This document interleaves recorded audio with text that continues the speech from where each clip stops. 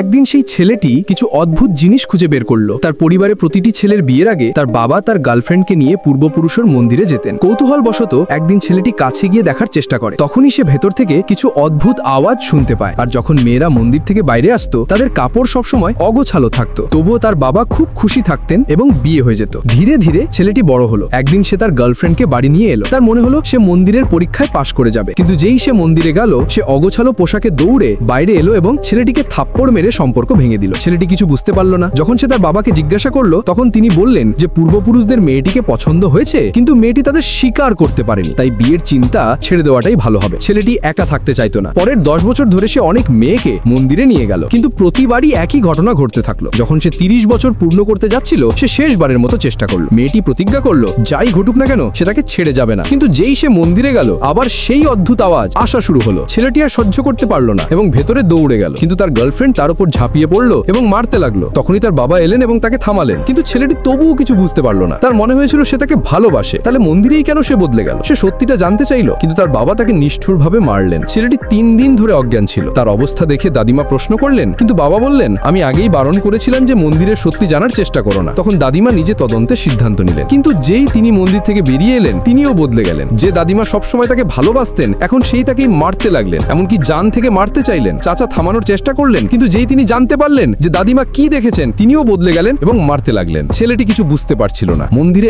এমন কি আছে যা সবাইকে বদলে দেয়। তখনই তার বাবা তাকে একটি গুদামে বন্ধ করে দিলেন। সৌভাগ্যবশত তার এক বন্ধু পুলিশকে নিয়ে এলো এবং তদন্ত শুরু হলো। একজন অফিসার মন্দিরে যেতে চাইলেন, কিন্তু বাবা বাধা দিলেন এবং বললেন যে এই বংশের বাইরের কোনো পুরুষ, এমনকি পুলিশ চিফও মন্দিরে যেতে পারে না। পুলিশ এই অন্ধবিশ্বাসকে মানত না, তাই তারা একজন মহিলা অফিসারকে মন্দিরে পাঠালো। কিন্তু যখন তিনি বাইরে এলেন তিনিও ছেলেটির অপমান করতে শুরু করলেন। এখন ছেলেটি ভেঙে পড়েছিল, তার কাছে কোনো আশা বাকি ছিল না। এবার বাবা তাকে শুকরের খোয়ারে বন্ধ করে দিলেন এবং কয়েকদিন না খেয়ে রাখলেন, যার ফলে তাকে জানোয়ারের খাবার খেতে বলল। তখনই তার দাদু এলেন। যখন তিনি নাতির অবস্থা দেখলেন তখন ক্ষেপে গিয়ে বললেন যে তিনি তার সাহায্য করবেন, কিন্তু পরের দিন ছেলেটি দাদুকে কোথাও দেখতে পেল না, উল্টে তাকে আবার মারা হলো। তখনই হঠাৎ দাদু এলেন। ছেলেটির মনে হলো তিনি তাকে বাঁচাবেন, কিন্তু দাদুও রেগে গিয়ে বললেন তোকে মরতে হবে। এখন ছেলেটি পুরোপুরি ভেঙে গেল। সে এত কিছু দূরে সবকিছু সহ্য করেছে, কিন্তু আর নয়। তার মনে হলো ওরা তাকে মেরে ফেলবে, তাই সে নিজে মন্দিরে ঢুকে গেল। এরপর সে যা দেখলো তা দেখে তার চোখ বড় বড় হয়ে যায়।